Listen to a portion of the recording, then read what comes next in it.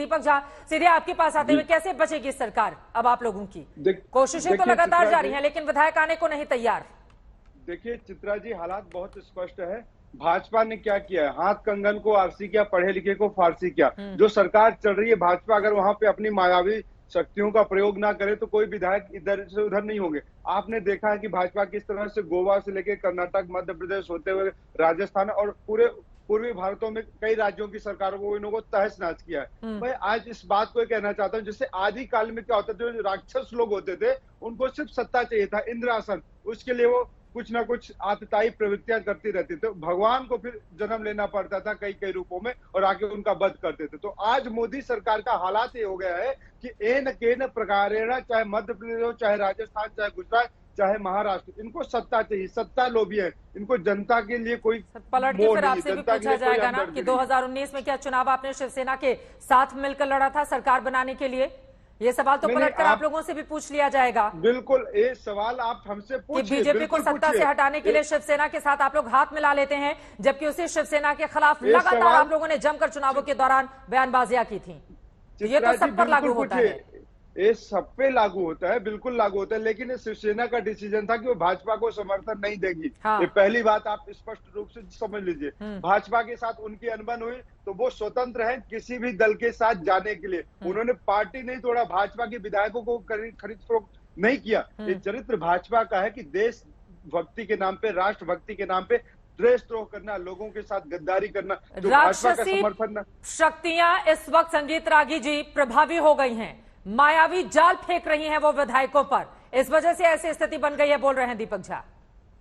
ऐसा है। संगीत रागी जी क्या बताएंगे? संगीत रागी जी खुद कहते हैं मैं राजनीतिक विश्लेषक हूं, मैं किसी पार्टी का वक्त नहीं रखता, और ये किसी के बेटे को कहते हैं कि ये पिता के जैसे नहीं है, एक कोई डीएनए का कोई साइंस होता है। राजनीतिक विश्लेषक के तौर पर तो आप भी आए हैं दीपक झा जी, उनकी बात सुन लेते हैं, व्यक्तिगत टिप्पणी नहीं करते हैं, ठीक है? नहीं चित्रा जी, मेरा एक सवाल है, संगीत रागी जी क्या कोई साइंटिस्ट है या डॉक्टर है? कहते हैं कि बाप की तरह बेटा नहीं है, बाला साहब की तरह उद्धव ठाकरे नहीं है। ये ऐसा कोई साइंस होता है क्या? कि कोई साइंस है क्या आपके पास संगीत रागी जी?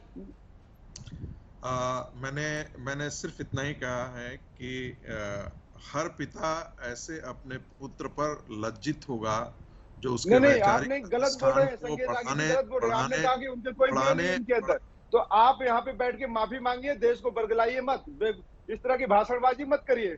आप लोग इस तरह की बातें जनता के बीच में बोल देते हैं कि पिता के गुण नहीं है, उसके गुण नहीं है। आपके अंदर किसके गुण है? मोदी जी के अंदर किसके गुण है? सब व्यक्ति स्वतंत्र रूप से जन्म लेता है, आप इस बात को समझ लीजिए। अच्छा ठीक है, कौन कैसे जन्म लिया है उस पर नहीं जाते हुए अभी आ जाते हैं महाराष्ट्र की सियासत पर। सरकार रहेगी, चली जाएगी, क्या होगा, उसी पर बातचीत करते हैं। संगीत रागी जी जल्दी से अपनी बात कीजिए, उसके बाद दीपक झा जी मैं आऊंगी आपके पास। जी देखिए, मैं दीपक जी की बात पर टिप्पणी करने लायक भी नहीं समझता, इसलिए मैं टिप्पणी नहीं करूंगा। मैं मूल मुद्दे पर आता हूं। शिवसेना से यदि 21 विधायक यह तय करते हैं कि हम अलग होते हैं, तो यह महाराष्ट्र की राजनीति के लिए एक बहुत महत्वपूर्ण घटना है। इसके दो परिणाम हो सकते हैं।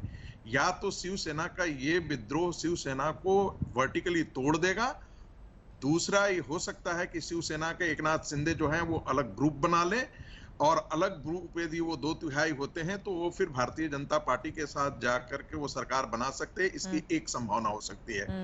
दूसरी है, जब बार बार ये कहा जाता है कि भाई ये मायावी ताकतें हैं, फला है, अरे भाई उसमें आप फंस क्यों जाते हैं? आप कांग्रेस के प्रवक्ता तो और कांग्रेस के बाद बोलने वाले लोगों से तो एक सवाल पूछा जाना चाहिए, अरे यार एक म्युनिसिपल कॉर्पोरेशन का तो तुम लोग चुनाव नहीं जीत रहे हो, और विध्वंसक ताकत कौन होती है? जो शाहीन बाग के साथ खड़े होते हैं, श्रीमती सोनिया गांधी विध्वंसक ताकत है, राहुल गांधी विध्वंसक ताकत है, प्रियंका गांधी वाड्रा विध्वंसक ताकत है, वो शाहीन बाग के साथ खड़े होते हैं, वो बम फोड़ुओं के साथ खड़े होते हैं, तो मायावी और बम फोड़क लोगों के साथ तो वो खड़े होते हैं। सवाल ये है कि अगर शिवसेना का 21 विधायक निकल करके बाहर जा रहा है और ये कह रहा है, आपको क्या लगता है कि सूरत वो चले गए होंगे बिना उनकी सहमति के? ये क्यों नहीं कहा जा सकता है कि जिन विधायकों के लिए गुमशुदा की एफआईआर की जा रही है? अरे आप लोग भी तो ऑपरेशन कमल की कहानी लेकर यदा कदा हर जगह चलते रहते हैं ना, जरा दिखाइए वो ग्राफिक्स भी। उसके बाद नरेंद्र वर्मा जी, दरअसल ये जो डर बना हुआ है इस वक्त, उसके पीछे तो बीजेपी है ही ना, इस बात से कैसे इनकार करेंगे? कई राज्यों में जहां पर आप लोगों की ताकत नहीं थी, उसके बावजूद आपकी सरकार बन जाती है, तो विरोधी दल डरेंगे ही। अब देखिए मार्च 2020 में मध्य प्रदेश में कमलनाथ की सरकार के साथ क्या किया? ज्योतिरादित्य सिंधिया को तोड़ लेते हैं, फिर पूरी की पूरी सरकार वहां पर पलट जाती है। अरुणाचल हो, मध्य प्रदेश हो, गोवा हो, कई ऐसी जगह हैं, कई ऐसी जगह हैं जहां पर आप लोगों ने सरकार पूरी तरह से बदल दी। वो राहुल गांधी के निकम्मेपन को और कोसते हुए वो छोड़ करके आए। हाँ, वो राहुल गांधी को निकम्मा बोल करके बाहर आए। हाँ, कांग्रेस पार्टी को निकम्मा बोल करके वो बाहर आए। दीपक झा जी, ऐसा थोड़ी किया।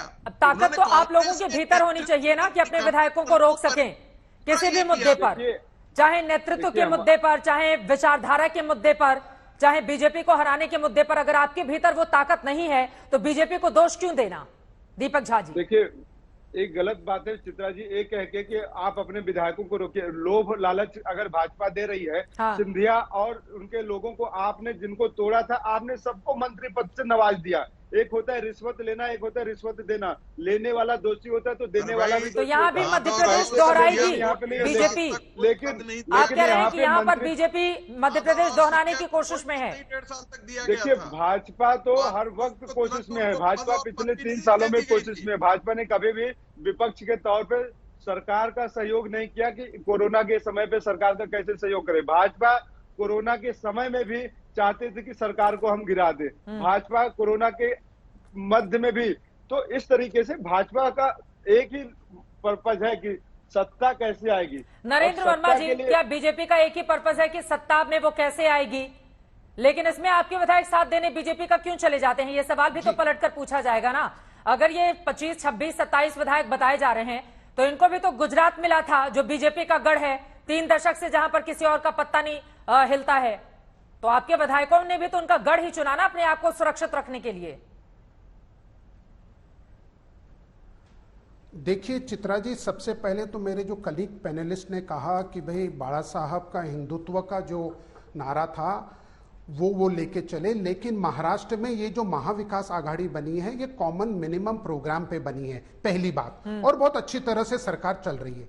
बीजेपी सत्ता के बाहर, क्योंकि उनके 106 विधायक है, सबसे सिंगल लार्जेस्ट पार्टी है, वो उनको हजम ही नहीं हो रहा है। वो किसी भी परिस्थिति में सत्ता में आना चाहते हैं और वो इस सरकार को, महाविकास आघाड़ी सरकार को समय समय पर डिस्टर्ब करना चाह रहे हैं। और मैं एक बता दूं चित्रा जी आपको, पैसे का इतना बड़ा खेल हुआ है, इतना बड़ा खेल कि मैं शब्दों में नहीं बयां कर सकता। शिवसेना के विधायकों ने पैसा ले लिया बीजेपी से। अरुणाचल प्रदेश में तो पूरी की पूरी शिवसेना के विधायकों ने पैसा ले लिया है बीजेपी से और पैसा सिर्फ लेकर शिवसेना जाकर नहीं, बीजेपी अभी वहां ये पर तो गुजरात में बैठ गए मंथन, हैं। ये मंथन महाविकास आघाड़ी के मित्र पक्ष जो है, घटक दल है, ये आत्मचिंतन कर रहे हैं कि फिर वो कांग्रेस की बात हो, शिवसेना की बात हो, हर जगह इन्होंने प्रलोभन इतना बड़ा दिया है और उसके बाद केंद्र की जो जांच एजेंसियां का जो डर दिखाकर उन्होंने ये पिछले 7 सालों तो आपको बाकी ये पूरे विधायकों पर नजर हिंदुस्तान में रखनी ये पड़ेगी। चल रहा है और पूरा हिंदुस्तान। नरेंद्र वर्मा जी, यहाँ पर दल बदल का कानून नहीं, लागू हमारे होगा, पूरे विधायक इस वजह से इन लोगों को लेकर बहुत सहज स्थिति में अभी भी बीजेपी नहीं, नहीं दल बदल का तो अभी है। लेकिन बाकी विधायकों पर भी नजर रखनी होगी। कुल 37 आ गए तो फिर देखिए, तो आप मैं लोगों कह- का सिक्का नहीं चलेगा यहाँ पर, तो मुश्किल की घड़ी है आप लोगों के लिए। देखिए मैं कहता हूं, चित्रा जहां तक राष्ट्रवादी कांग्रेस पार्टी का सवाल है, चित्रा जी, जहां तक राष्ट्रवादी कांग्रेस पार्टी का सवाल है, राज्यसभा इलेक्शन जो का चुनाव हुआ 10 दिन पहले, वहां भी हमारा जो स्ट्रेंथ था उससे ज्यादा वोट हमें मिले, और कल का जो चुनाव हुआ वहां पे भी हमारा जो स्ट्रेंथ था उससे हमको ज्यादा वोट मिला है। हाँ। हमारे मित्र पक्ष में कहां पे गणित गड़बड़ा गया, उस पे मंथन चल रहा है और उस पे आत्म परीक्षण हो रहा है और वो हम देखेंगे।